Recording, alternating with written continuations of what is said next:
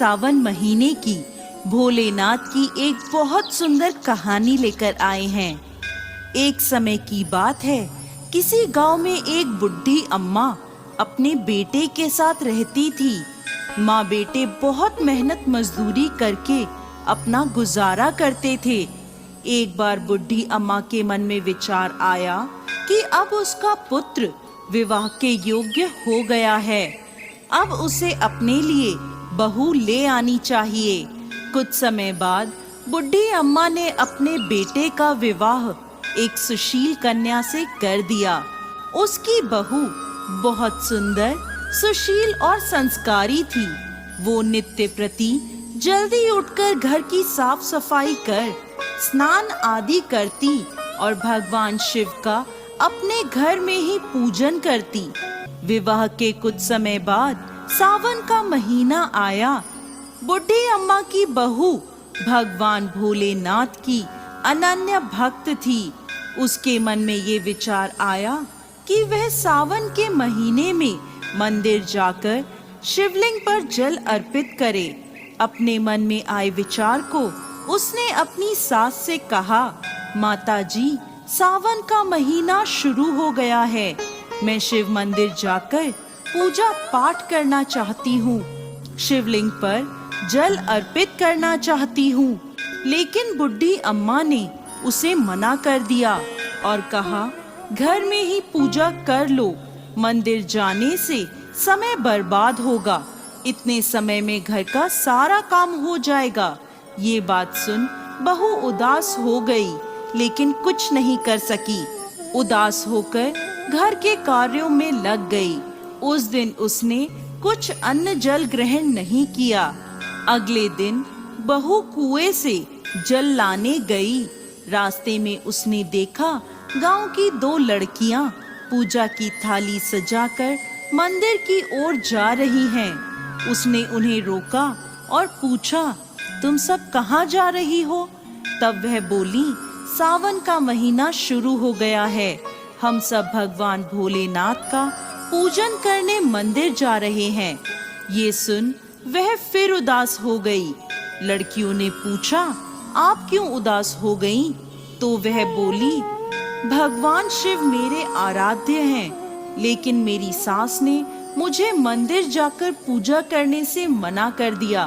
तब लड़कियां बोली, आप चिंता मत करो, हर रोज इसी समय पानी भरने आया करो और हमारे साथ मंदिर चलकर भगवान शिव की पूजा कर उन पे जल अर्पित किया करो।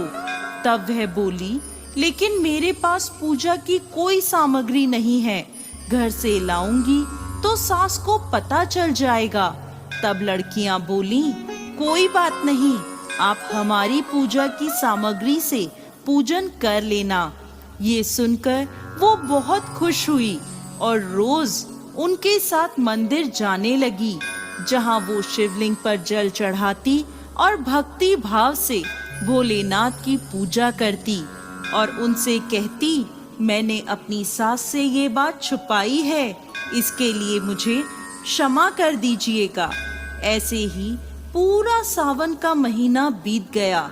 सावन के अंतिम दिन उसने सोचा, पूरा महीना मैंने इन लड़कियों की पूजन सामग्री से पूजा करी है, आज तो मुझे अपना कुछ भोलेनाथ को अर्पित करना ही चाहिए। ऐसा सोचकर उसने अपनी नाक से सोने की नथ उतारी और उसे धोकर शिवलिंग पर अर्पित कर दिया और पूजा कर घर आ गई। घर आकर वो अपनी सास से नजर छुपाकर इधर उधर घूम रही थी, क्योंकि वो जानती थी कि उसकी नाक में नथ ना देखकर सास जरूर पूछेगी कि नथ कहाँ गई। ऐसे ही दोपहर हो गई। तभी अचानक सास की नजर उसकी नाक पर गई और नाक में नथ ना देखकर सास ने पूछा, बहू, तुम्हारी नथ कहाँ है? तो वह बोली, माँ जी, मुझे नहीं पता, शायद कहीं गिर गई होगी। सास बोली, अच्छा, तो ये बताओ कि तुम आज कहाँ कहाँ गई थी, वहीं जाकर ढूंढ लेंगे। बहू बोली, मैं सुबह पानी भरने गई थी, तब तक तो मेरी नाक में नथ थी।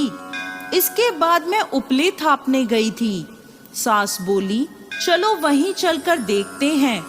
दोनों वहां पहुंचे जहां बहू ने उपले थापे थे। सास ने बहू से कहा, चलो अब ये उपले तोड़कर देखते हैं। दोनों सास और बहू उपले तोड़ने में लग गईं। जैसे ही दोनों ने उपले तोड़े, दोनों के उपलों में एक एक नथ निकली। सास बोली, नथ तो एक ही थी, ये दो कैसे हो गई? इसके बाद सास ने एक एक कर सारे उपले तोड़ने शुरू कर दिए। अब सास उपले तोड़ती जाए और उन सब में से नथ निकलती जाए। सास ने बहू की ओर देखा और पूछा, ये क्या मांजरा है? तब बहू ने सास से क्षमा मांगते हुए तो वह बोली, भगवान शिव मेरे सारे उपले तोड़ने शुरू कर दिए। अब सास उपले तोड़ती जाए और उन सब में से नथ निकलती जाए। सास ने बहू की ओर देखा और पूछा, ये क्या मांजरा है? तब बहू ने सास से क्षमा मांगते हुए सारी बात उसे बता दी और कहा, ये भगवान भोलेनाथ का आशीर्वाद है। आज मैंने सावन की समाप्ति पर उन्हें अपनी नथ अर्पित की थी और उन्होंने मुझे इतनी सारी नथ वापस कर दी। सास बहू की बात सुनकर बहुत खुश हुई और कहा, सावन माह में स्नान, जप, तप और दान का इतना महत्व है तो अगले साल हम दोनों मिलकर शिवलिंग पर जल चढ़ाएंगे और पूजा पाठ करेंगे। अगला सावन का माह आने पर दोनों सास बहू ने नियम से सावन का स्नान किया, पूजा पाठ, जप तप किया। भगवान भोलेनाथ की कृपा से बुढ़ी अम्मा का घर अन्न धन के भंडार से भर